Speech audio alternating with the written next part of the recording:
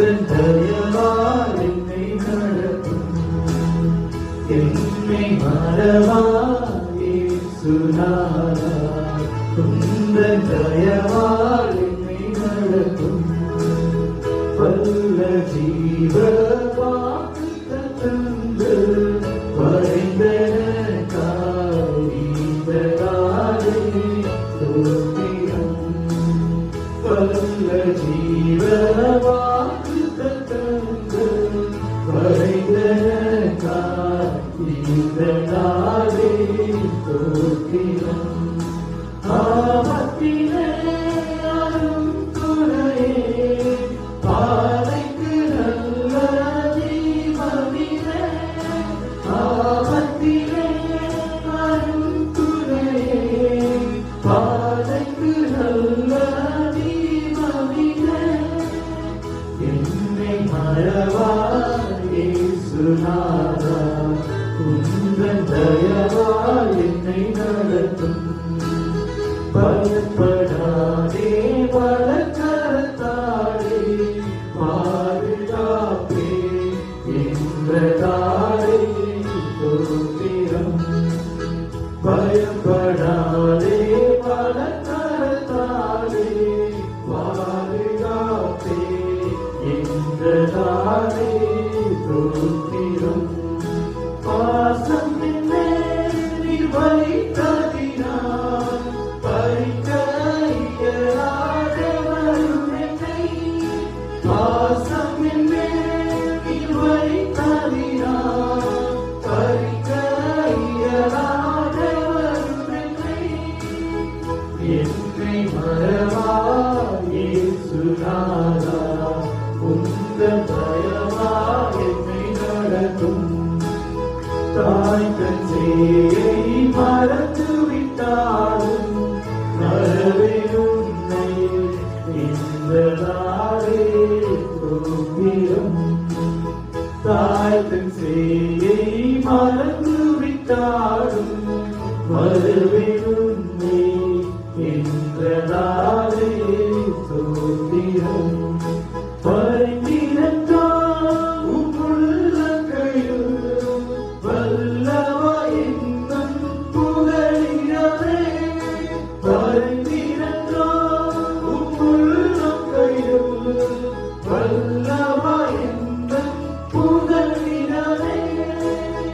என்னை மறவா இயேசுநாதா, உந்தன் தயவால் என்னை நடத்தும். என்னை மறவா இயேசுநாதா, உந்தன் தயவால் என்னை நடத்தும்.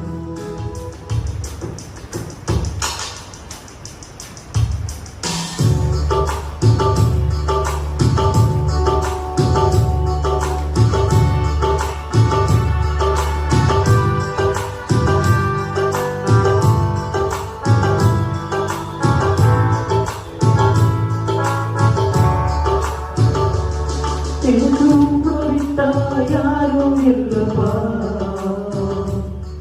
உங்க அன்பவித்தா எதுவும் இல்லப்பா. எனக்கு உம்மாவித்தா யாரும் இல்லப்பா, உங்க அன்பவித்தா எதுவும் இல்லப்பா. எது நான் செய்யுங்கப்பா, இது தேவைங்கப்பா, இது சுந்தரிங்கப்பா, என் சொத்து நீங்கப்பா, என் ஆசை நீங்கப்பா, என் தேவை நீங்கப்பா, என் சொந்தம் நீங்கப்பா, என் சொத்து நீங்கப்பா. காண்கின்ற எல்லாம் ஒரு நாள் கரைந்து போகுது, தொடுகின்ற எல்லாம் ஒரு நாள் தொலைந்து போகுது. என் ஆசை, என் தேவை, என் சொந்தம், என் சொத்து எல்லாம் நீங்க மாற்றி வைக்கப்படும்.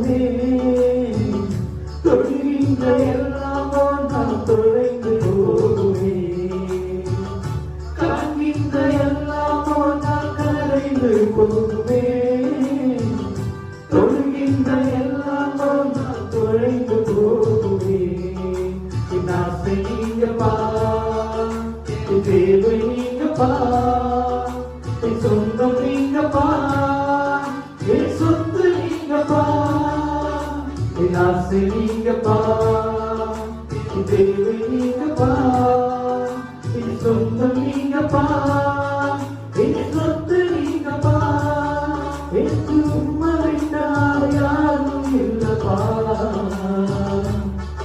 உங்க அன்பை விட்டால் எதுவும் இல்லப்பா, எனக்கு உம்மை விட்டால் யாரும் இல்லப்பா, உங்க அன்பை விட்டால் எதுவும் இல்லப்பா.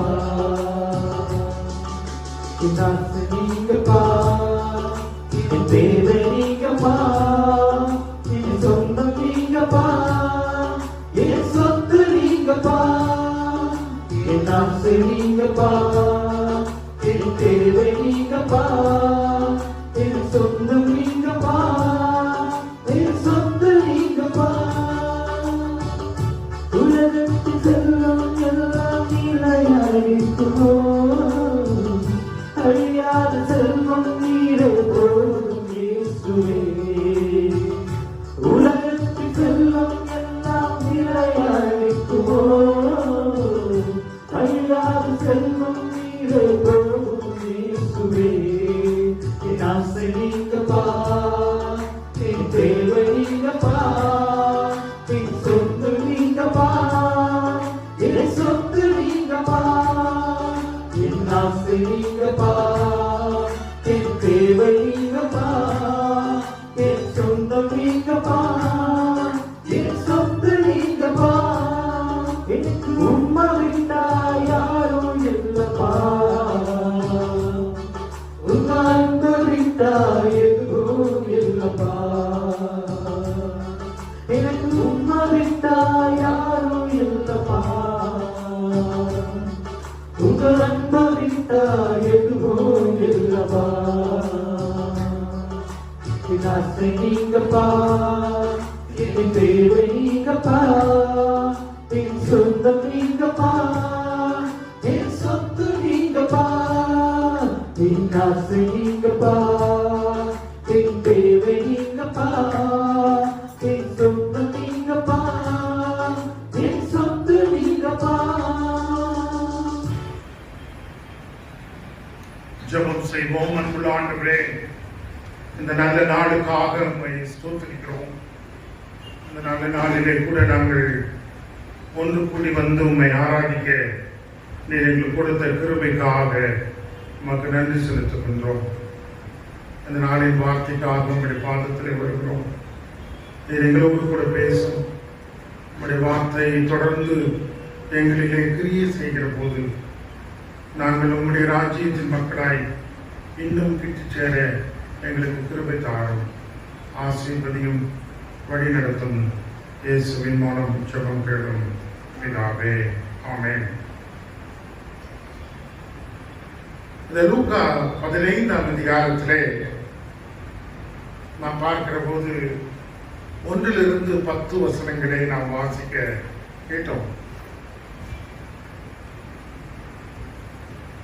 இந்த பகுதி எதை குறித்து பேசுகிறது என்று சொன்னால், ஆண்டவராகிய இயேசு கிறிஸ்து நம்மை சூழ்ந்து இருக்கிற மக்கள் எல்லாருக்கும் இந்த செய்தியை, நல்ல செய்தியை ஆண்டவர் கொடுக்கும்படி விரும்புகிறார். 15ஆம் அதிகாரம் 1வது வசனம் 2வது வசனம் வாசிக்கிறேன். சகல ஆயக்காரரும் பாவிகளும் அவருடைய வசனங்களை கேட்கும்படி அவரிடத்தில் வந்து சேர்ந்தார்கள்.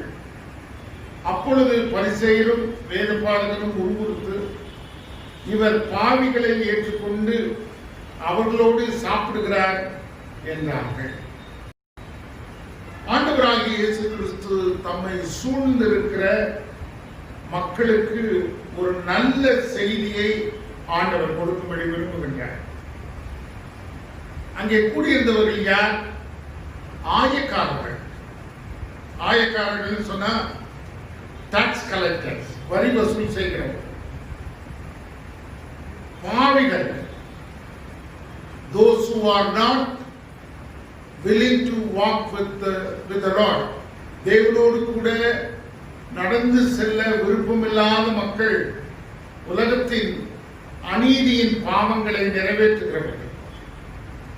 இவர்கள் தேவனுடைய வசனத்தை கேட்கும்படி அங்கே வந்திருக்கிறார்.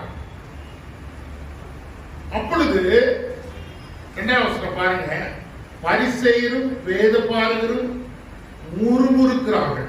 இவருடைய செய்தியை கேட்பதற்கு வாஞ்சை இல்லாமல் முறுமுறுத்துக் கொண்டிருக்கிறார்கள். எதற்காக? இவர் பாவிகளை ஏற்றுக்கொண்டு அவர்களோடு சாப்பிடுகிறார். பாவிகளை ஏற்றுக்கொண்டு அவர்களோடு சாப்பிடுகிறார்.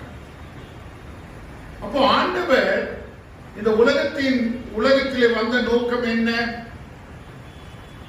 பாவிகளை ரட்சிக்க கிறிஸ்து இயேசு இந்த உலகத்திலே வந்தார். இழந்து போனதை தேடவும் ரட்சிக்கவுமே மனுஷகுமாரன் இந்த உலகத்திலே வந்தார் என்று சொல்லி நாம் வாசிக்கிறோம். பிரியமானவர்களே,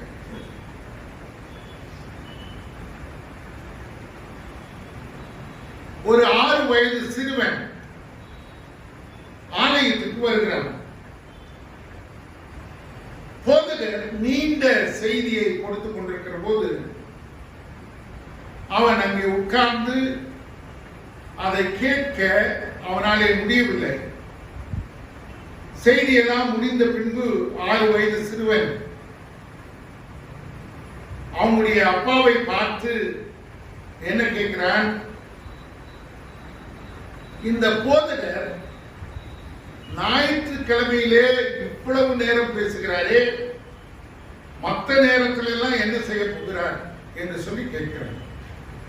அப்பா அவங்க அப்பா சொல்றாரு, is a very busy man. அவர் ரொம்ப வேலை நிறைந்தவர், நிறைய அவருக்கு வேலை இருக்குது. He takes care of church business. சபையின் காரியங்களை அவர் கவனித்துக் கொள்கிறார். Visit the sick, அதாவது நோய்வாய்ப்பட்டவர்களை சந்திக்கிறார். Study the Bible, வேதத்தை அவர் படித்துக் கொண்டிருக்கிறார். அவர் ரெஸ்ட் எடுப்பதற்கான நேரம் எப்பொழுது என்று சொல்லி அவர் கேட்கிறார். Preaching is not public, it's not easy job. Preaching in public is not an easy job. தேவனுடைய வார்த்தையை எல்லாருக்கும் போதிப்பது என்பது அது சுலபமான ஒரு காரியம் இல்லை என்று அவருடைய தகப்பனார் அவனிடத்திலே சொன்னபோது அவன் சொன்னானா, என்னதான் நீங்க சொல்லுங்கப்பா, கேட்கிறது ரொம்ப ரொம்ப கஷ்டமான காரியம் அப்படின்னு சொன்னான். ஏன் அதை சொன்னான் என்று சொன்னால், அதை புரிந்து கொள்ளவும் அவ்வளவு நேரம் கான்சென்ட்ரேட் பண்ணவும் அவனுக்கு என்ன முடியல, அவனுடைய வயது ஒத்து போகவில்லை. சம்பந்தமில்லாத ஒரு காரியத்தை போதிக்கிற போது அங்கே அவனுக்கு புரிந்து கொள்ள முடியாத சூழ்நிலையிலே அவன் அதை ஏற்றுக்கொள்ள முடியாத நிலைமையிலே இருக்கிறான். அன்பான தேவனுடைய பிள்ளைகளே, உண்மையான காரியம் என்ன என்று சொன்னால், உண்மையாகவே நாம் கேட்பது என்பது கடினமான காரியம்தான். ஆனால் கிறிஸ்தவர்களாகிய நீங்களும் நானும் இழந்து போனதை தேடிக்கொண்டு வருகிற மக்களாக இருக்க வேண்டும். நான் இந்த பகுதியை வாசிக்கிற போது என் மனது மிகவும் துன்பப்பட்டது, வேதனை அடைந்தது. ஏனென்றால் இன்றைக்கு திருச்சபையாகிய நீங்களும் நானும் நம்மை விட்டு பிரிந்து செல்கின்ற அல்லது ஆண்டவருக்குள்ளாக வாழ்ந்து தேவனோடு கூட வாழ விருப்பமில்லாத மக்களை குறித்து நீங்களும் நானும் அக்கறை கொள்வதற்கு நாம் விரும்பவில்லை. நம்முடைய வேலை என்ன என்று யோசிக்கிறோம். ஆலயத்துக்கு வருவது, ஆலயத்தில் உட்கார்ந்து செய்தி கேட்பது, பாடல் பாடுவது, அல்ல ஆலயத்தினுடைய பணிகளை காணிக்கை எண்ணுவது போன்ற காரியங்களை ஈடுபட்டு மறுபடியும் நம்முடைய இல்லத்திற்கு நாம் கடந்து போகிறோம். இன்றைக்கு இந்த செய்தி எதை குறித்து பேசுகிறது என்றால், இது நம்மை ஒரு குறிப்பிட்ட காரியத்திலே நம்மை வழிநடத்தி செல்ல சவாலாக இருக்கின்ற ஒரு செய்தி. இந்த செய்தி ஒரு போதகர் மூலமாக கொடுக்கப்படுகிறது. ஒருவேளை என்று நீங்க நினைக்கலாம், ஆனா this message is not from a man, it is from the Bible. இது வேத சத்தியத்திலிருந்து நாம் படிக்கிறோம். நிறைய சமயங்களில் வேதத்தை நாம் வாசிக்கிற போது நாம் என்ன யோசிக்கிறோம் என்று சொன்னால், இது நம்மை மிகவும் கடினப்படுத்துகிறது. It condemns us. நம்மளை குற்றம் சாட்டுகிறது. நிறைய சமயங்களில் நம்மை கடிந்து கொள்ளுகிறது. அப்படின்னு நாம நினைச்சோம்னா அநேக சமயங்களில் அதை படிக்காம விட்டு விடுகிறோம். ஒருவேளை அப்படி யோசிக்கிற மக்களாகிய நீங்களும் நானும் என்ன யோசிக்க வேண்டும் என்றால், நம்மை அது மாற்றுகிறதாக இருக்கிறது. வேத வாக்கியங்கள் நம்மை அது மாற்றுகிறதாக இருக்கிறது. Sometimes we feel we are not comfortable with the word of God. தேவனுடைய வசனத்தை நாம் வாசிக்கிற போது நிறைய சமயங்களிலே நாம் ஒருவேளை அதை குறித்து நெகிழ்வடைந்து போகிறோம். ஒருவேளை அதை வாசிக்கின்ற போது அது நமக்கு ஒத்து போகவில்லை என்று யோசிக்கிறோம். அது நம்மை ஆறுதல் படுத்தவில்லை, நம்மை தேர்தல் படுத்தவில்லை, அது நம்மை கண்டிக்கிறது என்று யோசித்து நாம் அதை விட்டு விடுகிறோம். பிரியமானவர்களே, இந்த பகுதியிலே ஆண்டவராக இயேசு கிறிஸ்து சொன்ன ஊமைகள் எல்லாருக்கும் தெரிந்த ஊமை. இந்த 2 ஊமைகளையும் கடைசியாக 3வது ஊமைகளையும் நாம் கேட்கிற போது எதை குறித்து நாம் பார்க்கிறோம் என்று சொன்னால், ஏதோ ஒரு காரியத்தை இழந்து போன செய்தியை நாம் பார்க்கிறோம். இங்கே நாம் என்ன பார்க்கிறோம்? முதலாவது காணாமல் போன ஆட்டை குறித்து நாம் வாசிக்கிறோம். இரண்டாவது எதை குறித்து வாசிக்கிறோம்? காணாமல் போன காசை குறித்து வாசிக்கிறோம். ஒரு மனிதன் 100 ஆடுகளை உடையவனாக இருந்து அதிலே 1 காணாமல் போன போது 99 ஆடுகளை மந்தையிலே விட்டுவிட்டு காணாமல் போன ஒரு ஆட்டை தேடி செல்லுகின்ற ஒரு மனிதனை குறித்து நாம் வாசிக்கிறோம். அவன் தேடி போகிறான். காரணம், அவனுடைய மந்தையிலே 1 குறைவுபடுகிறது. அடுத்த காரியத்தை நாம் பார்ப்போமானால் 10 காசு உடைய ஒரு பெண்மணி, வெள்ளி காசுகளை உடைய ஒரு பெண்மணி. அந்த நாட்களிலே பெண்கள் தன்னுடைய திருமணமான பின்பு 10 காசுகளை உடைய ஆபரணத்தை அவள் அணிந்து கொண்டிருப்பாள். அதிலே 1 காணாமல் போகுமானால் அதை அணிந்து கொள்ளும் போது பொறுப்பற்றவளாக இருப்பாள் என்று மக்கள் யோசிப்பார்கள். அதற்குரிய வேல்யூ, அதற்குரிய மதிப்பு அதற்கு இல்லாமல் போய்விடும். அதனாலே அவள் அதை தேடி கண்டுபிடிக்கிறாள் என்று சொல்லி நாம் வாசிக்கிறோம். பெரியமானவர்களே, ஐயா, காணாமல் போன ஆடு, அதற்கு வேல்யூ இருந்தது.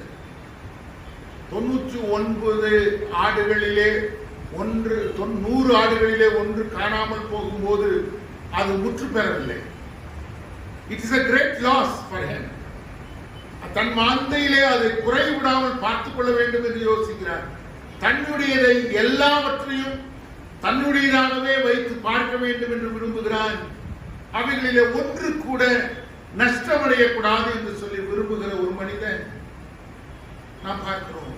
அதை போலதான் அதற்குள்ள ஒரு விலை மதிப்பை புரிந்து கொண்ட ஒரு மேய்ப்பெண், காணாமல் போன காசை குறித்து அறிந்த ஒரு பெண், அந்த 1 காசினுடைய விலை மதிப்பை அறிந்திருந்தான். ஐயா, நீங்களும் நானும் அநேக சமயங்களிலே ஆண்டவருடைய சமூகத்தை விட்டு காணாமல் போகிறோம். ஆண்டவருடைய சமூகத்தை விட்டு பிரிந்து போகிறோம். ஆண்டவருடைய சமூகத்திலே நடந்து கொள்ள வேண்டிய விதத்திலே நாம் நடந்து கொள்ளவில்லை. காணாமல் போன ஆடு மேய்ப்புடைய சத்தத்தை கேட்காமல் அது தூரமாய் கடந்து போகிறது, மேய்ப்பனை விட்டு பிரிந்து போகிறது, போய் முள்ளுகளிலே சிக்கிக்கொண்டு அது கதறுகிறது தன்னுடைய நிலைமையிலே. மேய்ப்பன் அதை தேடிக்கொண்டு கண்டுபிடித்து தன் தோளின் மேலே போட்டுக் கொண்டு எல்லாரிடத்திலும் சொல்கிறான், என்னுடைய காணாமல் போன ஆட்டை நான் கண்டுபிடித்தேன். அதைத்தான் அந்த பெண்மணியும் காணாமல் போன காசை கண்டுபிடிக்கிறதற்காக அவள் வீட்டை விளக்கை கொளுத்தி வீட்டை பெருக்கி காணாமல் போன அந்த விலை உயர்ந்த அந்த வெள்ளி காசை அவள் கண்டுபிடிக்கிறாள்.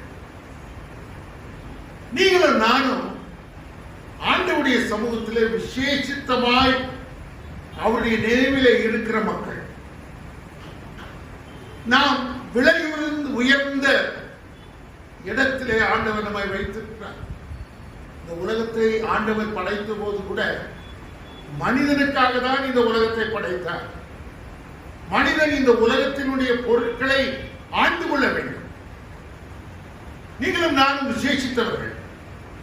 ஆண்டவர் அவருடைய என்ன மனிதன் தன்னை சார்ந்து வாழ வேண்டும், தன்னை அவன் ஆராதிக்க வேண்டும், தன்னை பணிந்து கொள்ள வேண்டும், தன்னுடைய வாழ்க்கையிலே தேவ சித்தத்தை நிறைவேற்றுகிற மனிதனாக அவன் இருக்க வேண்டும். ஐயா, காணாமல் போன ஒன்று திரும்ப அது வீட்டிற்கு வர வேண்டும்.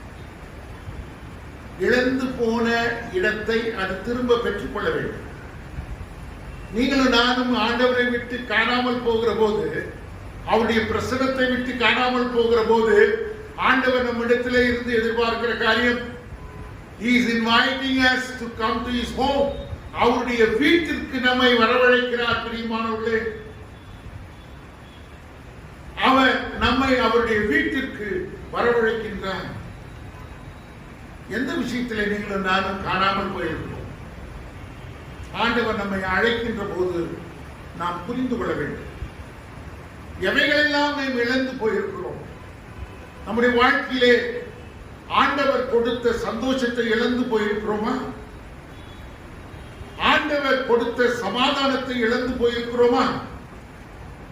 பலவிதமான பாடுகளையும் இன்னல்களையும் நாம் அடைந்திருக்கிறோமா? தேவைகளோடு வாழ்ந்து கொண்டிருக்கிறோமா? கண்ணீரை நாம் கண்ணீரோடு கூட வாழ்ந்து கொண்டிருக்கிறோமா? எதை இழந்து போயிருக்கிறோம்? அவருடைய சமூகத்திலே கிடைக்கின்ற விலை மதிக்க முடியாதபடி அவ்வளவு விசேஷமாய் இருக்கிற அந்த உன்னதமான பிரசன்னத்தை இழந்து போயிருக்கிறோமா? எதை இழந்து போயிருக்கிறோம்? இந்த செய்தியை கேட்டுக் கொண்டிருக்கிற அருமையான தேவனுடைய பிள்ளைகளே, நீங்களும் நானும் எந்த விஷயத்திலே தேவனை விட்டு நாம் காணாமல் போயிருக்கிறோம்? ஆண்டவர் இன்றைக்கும் நம்மை தேடிக் கொண்டிருக்கிறார். அவருடைய தேடுதல் தொடர்ந்து கொண்டே இருக்கிறது. அவருடைய தேடுதலை குறித்து நாம் வாசிக்கிற போது மிகவும் மிகவும் அன்புள்ளவராக அவர் தேடிக்கொண்டே இருக்கிறார். பிரியமானவர்களே, லூக்கா 15ஆம் அதிகாரம் 1வது வசனத்திலே 2வது வசனத்திலே நாம் வாசிக்கிற போது, தன்னை சுற்றி அமர்ந்திருக்கிற ஆயக்காரர்கள், பாவிகள், பரிசேயர், வேத பாரகர்கள், இவர்கள் எல்லாவற்றையும் குறித்து, எல்லாரையும் குறித்து அவர் அக்கறை கொண்டிருந்தார். He was not there to condemn those people. அந்த மக்களை கடிந்து கொள்வதற்காக அந்த சமயத்தில் அவர் விருப்பம் கொள்ளல. அல்லது அவருடைய செய்திகளை, அவருடைய வாழ்க்கையை குறித்து மோசமாய் பேசி அவர்களை தன்னுடைய சமூகத்திலே இருந்து அப்புறப்படுத்தும்படி ஆண்டவர் விரும்பவே இல்லை. பிரியமானவர்களே, அவர்களை பார்த்தவுடனே ஆண்டவருடைய சமூகத்தை விட்டு விலகி போன இந்த மக்களை தன்னிடமாய் சேர்த்துக் கொள்ள வேண்டும், தனக்கு சொந்தமாக்கிக் கொள்ள வேண்டும். ஆயக்காரன் எப்படி இருக்கலாம்? சகேயை குறித்து வேதத்திலே வாசிக்கிறோம். அவனை மக்கள் விரும்பவில்லை, ஆனால் இயேசுவை காண வேண்டும் என்று யோசிக்கிறார். இயேசு அவனுடைய வீட்டுக்கு போனார். இந்த வீட்டுக்கு ரட்சிப்பு வந்தது என்று சொன்னார். தான் அநியாயமாய் வாங்கினதை நாலத்தனையாய் திரும்ப கொடுத்தான். அப்போ காணாமல் போன ஒரு ஆயக்காரனை ஆண்டவர் தன் பக்கமாய் சேர்த்துக் கொண்டார். பாவியான ஸ்திரீயை ஆண்டவர் ரட்சிக்கிறார். கல்லெறியும்படி கொண்டு வருகிறார்கள். மோசேயின் நியாயப்பிரமாணத்தின்படி அவளை கல்லெறிந்து கொள்ள வேண்டும். அவள் விபச்சாரம் செய்து விட்டாள். ஆண்டவர் என்ன பண்றார்? தலையில உட்கார்ந்து எழுதி கொண்டிருக்கிறார். உங்களில் யாராவது ஒருவன் பாவம் செய்யவில்லையானால் இந்த பெண்ணின் மேலே கல்லெறிய கடவன் என்று சொன்ன போது ஒருவரும் அந்த இடத்திலே இல்லாதபடி அவர்கள் அந்த இடத்தை விட்டு கடந்து போனார். அப்படியானால் இயேசுடைய விருப்பம் என்ன? இழந்து போன இந்த பெண்ணை, அவளுடைய ஆத்மாவை தனக்கு சொந்தமாக்கிக் கொள்ள வேண்டும். அவளை பார்த்து ஆண்டவர் எதுவுமே சொல்லல, ஒரே வார்த்தை சொல்லுகிறார், நீ போகலாம், நீ பாவம் செய்யாத. He wants her. அவள் இயேசுவுக்கு தேவைப்பட்டாள். அவள் இயேசுவுடைய சன்னிதானத்திற்கு தேவைப்பட்டாள். அவளை ரட்சிக்கும்படி விரும்பினாள். காணாமல் போன அவளை கண்டுபிடிக்கும்படி இயேசு விரும்பினார். பிரியமானவர்களே, இயேசு கிறிஸ்துவுடைய விலையேற பெற்ற ஒரு ஊழியத்தை நீங்களும் நானும் பார்க்கிறோம். பிரியமானவர்களே, ஒரு இடத்துல ஒரு ஆக்சிடென்ட் ஆயிடுச்சுன்னு வச்சுங்க. நிறைய ஆக்சிடென்ட் ரோட்ல பார்க்கிறோம். 3 காரியங்கள் நடைபெறுகிறது அந்த ஆக்சிடென்ட் நடக்கும்போது. ஒன்று, அதை சுற்றி இருக்கிற மக்கள் எப்படி நடந்தது, என்ன அங்கே நடந்த காரியங்கள் என்ன, விளைவுகள் என்ன என்று சொல்லி பார்த்து கொண்டிருக்காங்க. அது ஒரு கூட்டம் மக்கள். ஆக்சிடென்ட் ஆன இடத்துக்கு அடுத்தது யார் வருவா? போலீஸ்காரர் வருவார். அவர் என்ன கண்ணோட்டத்திலே பார்ப்பார்? என்ன தப்பு நடந்தது, யார் மூலமா இந்த தப்பு நடந்தது, எதற்காக இவன் இப்படி வந்தான், சாலை விதிகளை கடைபிடித்தாங்க, அவனுக்கு எந்த தண்டனை கொடுக்க வேண்டும் என்பதைத்தான் யார் யோசிப்பார்? போலீஸ்காரர் யோசிப்பார். அடுத்த கூட்டம் ஒன்று இருக்கிறது. ஆம்புலன்ஸுக்கு போன் பண்றாங்க. உயிருக்காக போராடி கொண்டிருக்கிற மனிதனை ஆஸ்பத்திரியில கொண்டு போகிறாங்க. அங்க போய் அவனிடத்துல லெக்சர் அடிக்கிறது இல்லை. என்ன ஆச்சு, எங்க விழுந்த, எப்படி பண்ண, எதற்காக இப்படி போன, ஏன் இப்படி அடிவாங்கன்னு ஒரு பெரிய பாடத்திட்டங்களை வைத்து பாடம் நடத்த மாட்டாங்க. உடனடியாக அவனுடைய உயிருக்கு போராடி கொண்டிருக்கிற அந்த விபத்தின் காயங்களை சரிப்படுத்தி அவனுடைய சரீரத்தில் இருக்கிற வேதனைகளை மாற்றும்படியும் அவன் உயிர் பிழைக்க செய்யும்படியான காரியத்தை செய்யும்படி மருத்துவம் அவனை கண்காணிக்கிறது. நீங்களும் நானும் எந்த சூழ்நிலையில் இருக்கிறோம்? நம்மை காட்டிலும் அவன் மோசம், என்னை காட்டிலும் அவள் மோசம். அதனால்தான் அப்படி இருக்கிறாள். அவள் சரிப்பட மாட்டாள், அவன் சரி பண்ண மாட்டான்.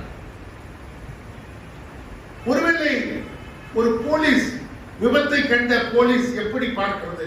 அதனால்தான் அவள் அப்படி கஷ்டப்படுகிறாள். அவளுக்கு இந்த தண்டனை வேணும், அவன் சாகணும், அவன் மறிக்கணும், அவள் அந்த காரியத்திற்குள்ளாக கடந்து போகணும், அவள் கஷ்டப்படுகிறதை நான் பார்க்க வேண்டும், அவளை நிந்திக்க வேண்டும், அவனை நிந்திக்க வேண்டும், அவனை காயப்படுத்த வேண்டும். ஐயா, மூன்றாவது உள்ள ஒரு குழு என்ன செய்கிறது? அவன் இருக்கிற நிலைமையிலே அவனுடைய காயத்தை துடைக்கிறது, அவனுடைய வழியை குறைக்க வழி செய்கிறது, அவனுடைய மனவேதனைகளை மாற்ற முயற்சி செய்கிறது, உயிருக்கு போராடி கொண்டிருக்கிற மனிதனை சுவாச காற்று கொடுக்கிறது, அவனை உயிர் பிழைக்க செய்வதற்கான வழிகளை செய்து கொண்டிருக்கிறது. இன்றைக்கு திருச்சபையாகிய நீங்களும் நானும் நம்மை சுற்றி வாழ்ந்து கொண்டிருக்கிற தேவனில்லாத மனிதர்களை பார்த்து அவருடைய தேவைகளை அறிந்து புரிந்து கொண்டு அவர்களுக்கு உதவி செய்ய வேண்டும், அவர்களை நேசிக்க வேண்டும், அவர்களே அன்பு கூற வேண்டும்.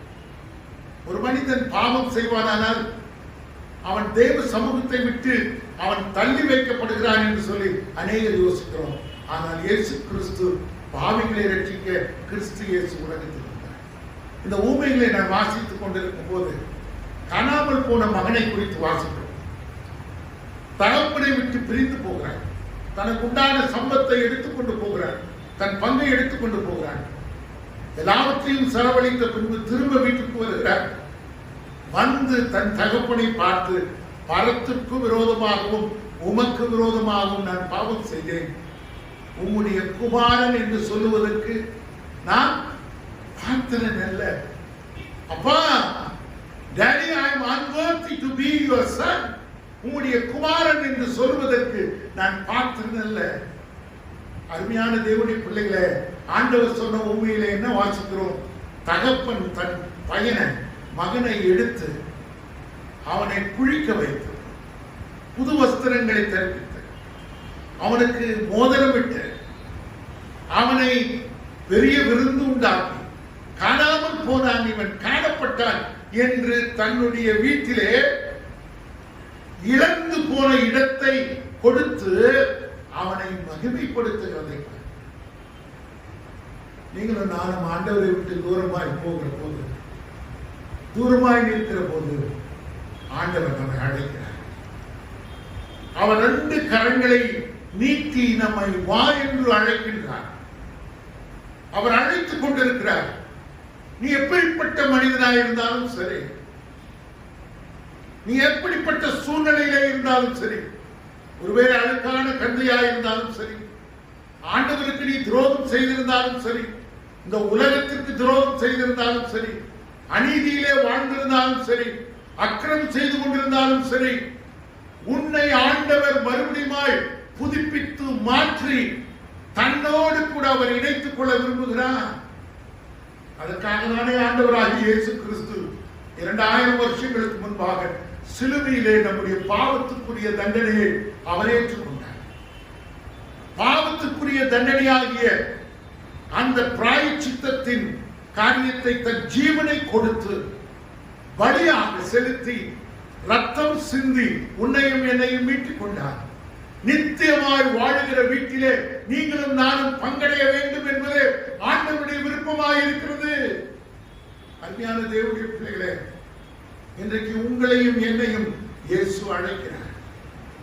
அவர் அழைக்கிறார். நீ எந்த சூழ்நிலையிலே உட்கார்ந்து கொண்டு இந்த வேத சத்தியத்தை நீ கேட்டுக் கொண்டிருந்தாலும் சரி, உன் உள்ளத்திலே பாரத்தோடு, கவலையோடு, கண்ணீரோடு, வேதனையோடு, கடன் பிரச்சனையோடு, ஒருவேளை பலவிதமான சூழ்நிலைகளிலே பாதிக்கப்பட்டவர்களாய், அவமானப்படுத்தப்பட்டவர்களாய், குத்துண்டவர்களாய், பலவிதமான சூழ்நிலைகளிலே கடந்து போனவர்களாய், வேதனையோடு வெறுமையோடு கூட காத்துக் கொண்டிருக்கிற உன் வாழ்வை ஆண்டவர் ரட்சிக்கும்படி விரும்புகின்றார். உன்னை விடுதலை செய்யும்படி விரும்புகின்றார். ஐயா, முள்ளிலே சிக்கிக் கொண்டிருந்த அந்த ஆட்டை அது எப்படி இருந்தாலும் சரி தன் தோளின் மேலே போட்டுக் கொண்டார். ஆண்டவருக்கு தெரியும். இந்த உண்மையை சொல்லும் போது, நாம் வழி தப்பி போகிற போது நம்மால் நடக்க முடியவில்லை. நாம் சிதறண்டு போகிறோம், காயப்பட்டு இருக்கிறோம். திரும்ப அவருடைய சமூகத்திலே வருவதற்கு பயமடைந்து பயம் நமக்குள்ளாக உண்டாகி அவருடைய பக்கத்திலே சேராமல் முறுமுறுத்துக் கொண்டிருக்கிறோம். அப்படிப்பட்ட உன்னையும் என்னையும் ஆண்டவர் தூக்கி எடுக்கும்படி விரும்புகிறார். பிரியமானவர்களே, அவர் கரிசனை உள்ள ஆண்டவர். முதல் காரியத்திலே நாம் பார்க்கிற போது அவர் கரிசனை உள்ள ஆண்டவர். அவர் நம்மை நேசிக்கிறார். நீ எங்கே இருந்தாலும் சரி, எந்த சூழ்நிலையில் இருந்தாலும் உன்னை தேடி வர அவர் ஆயத்தம் உள்ளவராக. இரண்டாவது காரியம், he wants to reach out with a great effort. எப்படி இருந்தாலும் உன்னை பிடிக்கணும், கண்டுபிடிக்கணும், உன்னிடத்துல வந்துடணும். ஆண்டவருடைய விருப்பம். அதை எங்கே வாசிக்கிறோம்? 15ஆம் அதிகாரம் 3ஆவது வசனம் 4ஆவது வசனம். அவர்களுக்கு சொன்ன உண்மையாவது, உங்களில் ஒருவன் 100 ஆடுகளை உடையவனாயிருந்து அவைகளில் ஒன்று காணாமல் போனால் 99 ஆடுகளையும் வனாந்தரத்திலே விட்டுவிட்டு காணாமல் போன ஆட்டை கண்டுபிடிக்கும் அளவும், until you are found, தேவன் உன்னை கண்டுபிடிக்கும் அளவும் உன்னை தேடி திரிகின்றார். அவர் தேடி திரிகின்றார், உன்னை தேடி திரிந்து கொண்டிருக்கிறார். ஐயா, இந்த வார்த்தை எவ்வளவு ஒரு ஆழமான வார்த்தை. He is finding a place to get hold of you. ஆண்டவர் ஒரு இடத்தை அவர் தேடிக்கொண்டு போய் எந்த இடத்துல உன்னை பிடிக்கணுமோ அந்த இடத்துல பிடிப்பதற்காக உன்னை தேடிக்கொண்டிருக்கிறார். He is waiting. அநேக வருஷங்களுக்கு முன்பாக என் வீட்டில் நடந்த ஒரு காரியம். அது எங்க வீட்டாளுக்கு ஞாபகம் இருக்கும் எனக்கு தெரியல. உங்களுக்கு தெரியும், எனக்கு 2 பிள்ளைங்க. ஒரு நாள் இரவு திடீரென்று படுக்கையிலே பெரியவளை காணோம். என்னடா பண்றது? சின்னவ தூங்கிட்டு இருக்கிறா பாயில, பெரியவ மேல பெட்ல இருக்கிறா, காணோம். நான் எந்திரிச்சு பார்த்துட்டு காணோன்னு சொன்ன உடனே பக்கத்துக்கு போறேன், இந்த சர்ச் வீட்டுல தான். அங்கேயும் காணோம். சரி, பின்னால பாத்ரூம் தெரியாத போயிட்டாளா என்று சொல்லி பின்னால போறேன், அங்கேயும் காணோம். முன்னால வந்து பாக்குறேன், அங்கேயும் காணோம். ஒரே பயம். ரூபி எழுப்பி எங்க பிள்ளைய காணோம். எல்லாரும் படப்படைந்து தேடுகிறோம். ரொம்ப படப்பட. ஒருவேளை நான் இப்படி யோசிச்சிருந்தேன்னா, ஒரு புள்ள தானே காணாத போச்சு, ஒரு புள்ள நமக்கு இருக்குது, போதும். எதுக்கு 2 புள்ள? சரி விட்டுலாம் நினைப்போம். ஒரு தகப்பன் முடியவே முடியாது. 2 பேரையும் ஒரே அளவில் நேசிக்கிறோம். 2 பேரும் நமக்கு சொந்தமானவர்கள். 2 பேருடைய அன்பு எனக்கு தேவை. அவர்களை நான் விட்டுவிட முடியாது. புரியுதா உங்களுக்கு? உங்களுக்கு தெரியும், 3 வருஷத்துக்கு முன்னால ஒரு ஒரு ஒரு பிக்சரை நான் போஸ்ட் பண்ணியிருந்தேன் ஃபேஸ்புக்கில். அந்த பிக்சர் என்னன்னா, நான் படுக்கையில படுத்துட்டு இருக்கிறேன், ஒரு பக்கமா சாஞ்சு. 2 பேரும் உங்களுக்கு தெரியும் அவங்க சைஸ் என்னன்னு. என் மேல ஏறி உட்காந்துக்கிறாங்க. அதுல சண்டை. நான் நெஞ்சு பக்கம் தான் போருவேன், இடுப்பு பக்கம் நான் உட்கார மாட்டேன். 2 பேருக்கு சண்டை. அவங்க எத்தனை பிரச்சனை பண்ணாலும் சரி, எவ்வளவு சமயங்கள கீழ்ப்படியாம போனாலும் சரி, எவ்வளவு எதிர்த்து நின்றாலும் சரி, யார் அவர்கள்? நம்முடைய பிள்ளை. அவருடைய முடியாமை நிலைமையிலேயும் நம்மளுக்கு உதவி செய்ய ஆயத்தமாயிருக்கிறோம். அவர்களை தாங்கிக் கொள்ள நாம் ஆயத்தமாயிருக்கிறோம். ஐயா, நம்முடைய பிள்ளைகளோடு கூட நாம் பழகும் போது கூட மிகுந்த ஜாக்கிரதையுள்ள அன்பு செலுத்துகிற விஷயத்துல பட்சபாதம் இல்லாத நிலைமையிலே நாம் பழக வேண்டும். ஆண்டவராகிய இயேசு கிறிஸ்து அவரை குறித்து சொல்லுகிற ஒரு வார்த்தை என்னன்னா, அவர் பட்சபாதம் இல்லாதவன். ஒரு கேக் எடுத்து வெட்டினா அது எப்படி இருக்கும்? சரிபாமா வெட்டணும். பகிர்ந்து கொள்ளுகிற போது சரிபாகமாய் பகிர்ந்து கொள்ளணும். நான் ரொம்ப யோசிக்கிறேன். எங்க அப்பா உயிரோட இருந்த போது எல்லாரும் வட்டமா உட்கார்ந்து சாப்பிடுற விஷயத்துல ஒரு காரியத்தை நான் பார்ப்பேன்னா, எங்க அப்பாவுடைய பிளேட்ல கொஞ்சம் மீட் கறி ஜாஸ்தியா இருக்கு, மாம்சம் ஜாஸ்தியா இருக்கு. எங்க அப்பா அப்படியே பாப்பார் சுத்தி. எத்தனை பசங்க? நாங்க 3 பசங்க. அக்கா வீட்டில் இருப்பான். அவன் சாப்பாட்டை பத்தி கவலைப்படுறாளே, நாங்க 3 பேரும் அதை பத்தி யோசிப்போம். நான் எப்போதும் அப்பா பிளேட்டை நல்லா உத்து பார்ப்பேன். எங்க அப்பா என்ன பண்ணுவார் தெரியுமா? அவர் பிளேட்டை எடுத்து கொடுத்துட்டு ஒரு வார்த்தை சொல்லுவார். அது நம்ம ஏரியா மக்களுக்கு தான் புரியும். பெருங்கூட்டு பையனுக்கு அதை கொடுத்துட்டு பாலுன்னு சொல்லுவார். என் ஒய்ஃபை சாரி எங்க அம்மாவை, அவருடைய ஒய்ஃபை பாலுன்னு தான் சொல்லுவார். பாலு பெருங்கூட்டு பையனுக்கு அந்த பிளேட்டை கொடுத்துட்டு அவன் சாப்பிட்டான். நான் அதெல்லாம் யோசிக்க மாட்டேன். அப்பா எனக்கு தானே கொடுத்துக்கிறான்னு வெட்டி அப்பாவுக்கு வேணும்ன்றதை பத்தி எல்லாம் யோசிக்க வேண்டியதில்லை, வெளுத்து வாங்கிடுவேன். அதான் என் பெற்றோருடைய அன்பு. பெற்றோருடைய அன்பு. நிறைய சமயங்கள் யோசிப்பேன், அவங்க காஃபி கொடுக்கும் போது இவ்வளவு பெரிய டம்ளர் இருக்கு சார், அந்த டம்ளர்ல கொஞ்சம் காஃபி குறையக்கூடாது. குறைஞ்சிருச்சுன்னா அந்த டம்ளர் எடுத்து அடிப்போம் பாருங்க. இன்னைக்கும் அந்தியூர்ல அந்த டம்ளர் இருக்கு என் வீட்டுல. அது பித்தளை டம்ளர். அதுல இது போட்டிருக்கும், என்னது இது பூசிப்பாங்க. அந்த டம்ளருடைய விளிம்பு 2ஆக பிளந்து போயிடுச்சு. ஏன்? காஃபி மற்றவங்களை காட்டிலும் எனக்கு என்ன ஆயிடுச்சு? கம்மியா போச்சு. நம்முடைய அன்பை பார்த்தீங்களா? அப்பாவும் அம்மாவும் நம்ம எந்த விதத்துல நேசிக்க வேண்டும் என்று சொல்லி விரும்புகிறார்களோ அந்த விதத்திலே நேசிக்க நாம் கடமைப்பட்டிருக்கிறோம். அப்படியானால் நம்முடைய தேடுதல் எப்படி இருந்தது? கடைசியா இன்னும் எங்க படுத்திருக்கிறார்? கட்டல் கடியில படுத்திருக்கிறார். பெட்ஷீட் போத்தி இருக்கு, பெட்ஷீட் அடியில கவராய். புரியுதா உங்களுக்கு? நல்ல கவனிங்க. நீங்களும் நானும் ஒருவேளை காணாமல் போன நம்முடைய பிள்ளையை கண்டுபிடிக்கிற காரியத்தில் எவ்வளவு அக்கறை உள்ளவர்களாக இருக்கிறோம். அது தெரிந்த உடனே எத்தனை ஒரு நிம்மதி, பதட்டம் குறைந்து விட்டது. அவளை பார்த்த உடனே எங்களுடைய மனது அமைதியாகிவிட்டது. அவளை பார்த்த உடனே எங்களுடைய உள்ளம் தைரியப்பட்டது. காணாமல் போனா அவள் கண்டுபிடிக்கப்பட்டாள். யோசனை பண்ணி பாருங்க. மூன்றாவது காரியத்தை நான் சொல்லி முடிக்கிறேன். 15ஆம் அதிகாரம் 4வது வசனம் 5வது வசனம்.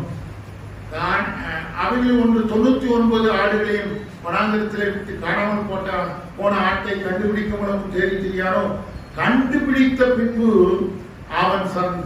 அவன் சந்தோஷத்தோடு அதை தன் தோளின் மேலே போட்டுக்கொண்டு வீட்டுக்கு வந்து சிநேகிதரையும் அயலகத்தாரையும் கூட வரவழைத்து, காணாமல் போன என் ஆட்டை கண்டுபிடித்தேன், என்னோடு கூட சந்தோஷப்படுங்க. 10வது வசனம் பாருங்க சார், என்ன உன்னதமான வசனம். 15:10. அது போல மனம் திரும்புகிற ஒரே பாவி நிமித்தம் தேவ தூதருக்கு முன்பாக சந்தோஷம் உண்டாயிருக்கிறது என்று உங்களுக்கு சொல்லுகிறேன் என்றார். அருமையான தேவனுடைய பிள்ளைகளே, நீங்களும் நானும் தேவ சமூகத்திலே சேர்க்கப்படுகின்ற போது பரலோகத்திலே தேவ தூதர்கள் சந்தோஷத்தை நாம் பார்க்கிறோம். They are rejoicing. நன்றாக யோசித்து பாருங்க. நீங்கள் நானும் ஆண்டவரை ஏற்றுக்கொள்வதற்கு முன்பாக வாழ்ந்து கொண்டிருக்கிற வாழ்க்கையிலே இயேசுவை கண்டு கொண்ட பின்பு நம்முடைய வாழ்க்கையிலே வருகிற உண்மையான சந்தோஷம், சமாதானம், அவர் கொடுக்கிற வெற்றி, அவர் கொடுக்கிற வழிநடத்துதல், அவர் காண்பிக்கிற பாதை, அவரோடு கூட இருக்கிற நேரங்கள் எத்தனை எத்தனை மகிழ்ச்சியான நேரங்கள். பரலோகத்திலே சந்தோஷப்படுகிறார்கள். இடைவிடாமல் நம்மை தேடி கண்டுபிடிக்கின்ற பணியை ஆண்டவர் செய்த, கண்டுபிடித்த பின்பு அதை தன்னுடைய வீட்டுக்கு கொண்டு வருகின்ற பணியை தோள்களின் மேலே போட்டுக்கொண்டு வீட்டுக்கு கொண்டு வந்து அயலகத்தார் எல்லாரையும் அழைத்து, சிநேகிதரை அழைத்து, காணாமல் போன ஆட்டை நான் கண்டுபிடித்தேன்.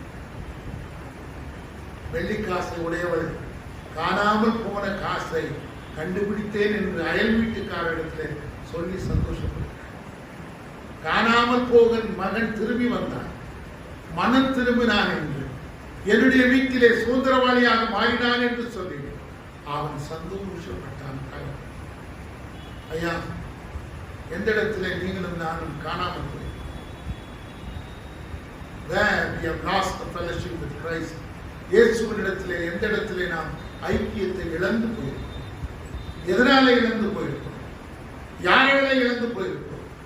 எது நிமித்தமாய் இன்றைக்கு நாம் போராடி கொண்டிருக்கிறோம்? எது நிமித்தமாய் நாம் கஷ்டப்படுகிறோம்? எது நிமித்தமாய் நாம் வேதனையும் துக்கத்தையும் அடைந்து கொண்டிருக்கிறோம்? நீ ஆயக்காரனா இருந்தாலும் சரி, பாவியா இருந்தாலும் சரி, பரியாசக்காரனாக இருந்தாலும் சரி, வேத பாரகராக இருந்தாலும் சரி, எப்படிப்பட்ட முறுமுறுப்பிலே இருந்தாலும் சரி, கர்த்தர் உன்னை நேசிக்கிறார். அப்படின்னா என்ன சொன்னார்? தன்னை சுற்றி இருக்கிற மக்களை பார்த்து, என்னுடைய சமூகத்தை விட்டு நீங்கள் காணாமல் போகிறீர்கள், உங்களை நான் இன்றைக்கு கண்டுபிடித்திருக்கிறேன். ஒருவேளை இதை கேட்டுக்கொண்டிருக்கிற அத்தனை மக்களும் அவருடைய முறுமுறுப்பை நிறுத்தி இயேசுவின் சத்தியத்திலே இருக்கிற உண்மையான ரகசியத்தை புரிந்து கொண்டு இழந்து போன மக்களே, தன்னை நேசிக்காத மக்களே, தன்னை வெறுத்த மக்களே, அநீதியாய் தன்னை பகைத்த மக்களே, அவர் அன்பு செலுத்துகிறார் என்பதை அவர்கள் புரிந்து கொண்டார். எத்தனை மகிழ்ச்சியான ஒரு செய்தி. அருமையான தேவனுடைய பிள்ளைகளை, இன்றைக்கு நாம் எதை இழந்து போயிருக்கிறோம்? எதனாலே இழந்து போயிருக்கிறோம்? யாரேலே இழந்து போயிருக்கிறோம். எதை நிமித்தமாய் நாம் இன்றைக்கு போராடி கொண்டிருக்கிறோம்? எது நிமித்தமாய் நம்முடைய வாழ்க்கையின் சந்தோஷத்தையும் சமாதானத்தையும் இழந்து போயிருக்கிறோம்? உன்னையும் என்னையும் ஆண்டவருடைய கருத்திலே நாம் ஒப்புக் கொடுக்கிற போது நீ நடக்க வேண்டியதில்லையா? நீ யோசிக்க வேண்டியதில்லை, நீ திட்டமிட வேண்டியதில்லை, நீ ஒருவேளை பிரயாசப்பட வேண்டியதில்லை. உன்னை தூக்கி கொண்டு வந்து தோல் மேலே போட்டு தன் வீட்டிலே இணைத்துக் கொண்டு உனக்காக அவர் செயல்பட உனக்காக அவர் செயல்பட ஆரம்பித்து விடுவார். உனக்காக ஆண்டவர் காரியங்களை வழிநடத்த ஆரம்பித்து விடுவார். உன் வாழ்க்கையை பொறுப்பேற்கிறார், உன் குடும்பத்தை பொறுப்பேற்கிறார், உன் திருச்சபையை பொறுப்பேற்கிறார், உன் சமுதாயத்தை பொறுப்பேற்கிறார், உன் வாழ்க்கையின் பகுதிகளெல்லாம் பொறுப்பேற்கிறார். அருமையான தேவனுடைய பிள்ளைகளே, இன்றைக்கு நாம் தேவனை நோக்கி பார்க்கிறோம். அவரிடத்திலே நம்மை உண்மையாக ஒப்புக் கொடுக்கிறோம். ஆண்டவரே, நீர் எனக்கு தேவை, நீர் எனக்கு தேவை, நீ வாழும் இல்லை, எனக்குள்ளாக கிரியை செய்ய, என்னிலே நீ செயல்படும். நான் உண்மை எனக்கு உமக்கு என்னை நான் அர்ப்பணிக்கின்றேன், என்னை ஏற்றுக்கொள்ளும் என்று சொல்லி தேவ சமூகத்திலே நம்மை நாமே ஒப்புக் கொடுக்கிறோம். கர்த்தர் நாமே நம்முடைய வார்த்தைகளை ஆசீர்வாதமாக்கி அருள் செய்வாராக. ஆமென். அன்புள்ள ஆண்டவரே, இந்த நாளிலே உடைய வார்த்தையை நாங்கள் கேட்கும்படி நீர் எனக்கு கொடுத்த கிருபைக்காக நமக்கு ஸ்தோத்திரம். காணாமல் போன ஆட்டை, காணாமல் போன காசை, காணாமல் போன மகனை தேடி அலைகின்ற ஆண்டவர் எப்பொழுது அது என்னுடைய வீட்டுக்கு வரும் என்று சொல்லி ஆவலாய் காத்திருக்கிற உரிமையாளர் போல என் தேவனாகிய கர்த்தர் என்னையும் எங்களையும் இருக்கரம் நீட்டி ஆண்டவரே அழைத்துக் கொண்டிருக்கிறீர். நாங்கள் உம்முடைய மக்களாய் வாழும்படி, உமக்கு சொந்தமானவர்கள் என்பதை புரிந்து கொள்ளும்படி எங்கள் மேலே நீ எவ்வளவு அக்கறையாய் இருக்கிறீர். அதற்காக உமக்கு நன்றி. நம்முடைய அளவற்ற கிருபையினாலே கர்த்தர் எங்களை உம்முடமாய் சேர்த்துக் கொண்டிருக்கிறீர். உம்முடைய அளவில்லாத அன்புக்காக, கருசனைக்காக, உம்முடைய விடாமுயற்சிக்காக இன்னும் எங்களை தேடுகிறவராகவே நீ இருக்கிறீரே, அதற்காக உமக்கு ஸ்தோத்திரம். இந்த மாலை வேளையிலே உம்முடைய வார்த்தையை கேட்ட அத்தனை மக்களையும் நீர் ஆசீர்வதியும். எந்த இடத்திலே நாங்கள் காணாமல் போயிருக்கிறோம் உடைய பிரசனத்தை ஆவிக்குரிய வாழ்க்கையிலே என்பதை கண்டறிந்து நாங்கள் உம்மோடு சேர்ந்து கொள்ள எங்களுக்கு கிருபை தாரும். பரத்துக்கு விரோதமாகவும் உமக்கு விரோதமாகவும் நான் பாவம் செய்தேன், உம்முடைய குமாரன் என்று சொல்வதற்கு நான் பார்த்தன் அல்ல என்று சொன்ன இளைய மகனை போல இந்த நாளிலே நாங்கள் நம்முடைய சமூகத்திலே வந்திருக்கிறோம். எங்களை ஏற்றுக்கொண்டு எங்களை கழுவி சுத்திகரித்து ஆண்டவரே உம்முடைய பிள்ளையாக மாற்றிக்கொள்ளும். எங்களை அர்ப்பணிக்கிறோம். எங்களுடைய வாழ்க்கையிலே நாங்கள் கடந்து போகிற எல்லா சோதனை நாட்களையும் மாற்றித்தாரும். ஆண்டவரே, எங்களுடைய வாழ்வு மகிழ்ச்சியின் வாழ்வாக, சந்தோஷத்தின் வாழ்வாக, நீர் கொடுக்கிற ஆசீர்வாதத்தின் வாழ்வாக தொடர்ந்து இருக்க எங்களை அர்ப்பணிப்போம். இயேசுவின் மூலம் ஜெபம் கேளும் பிதாவே, ஆமென். நம்முடைய கர்த்தராகிய இயேசு கிறிஸ்துவுடைய கிருபை, பிதாவாகிய தேவனுடைய அன்பு, பரிசுத்த ஆவியானவருடைய அந்யோன்ய ஐக்கியம், சுகபலன் பாதுகாப்பு இன்றுமென்றும் சதா காலங்களில் நம் அனைவரோடும் கூட தங்கி தரித்திருப்பதாக. ஆமென். கர்த்தருடைய ஆசீர்வாதம்.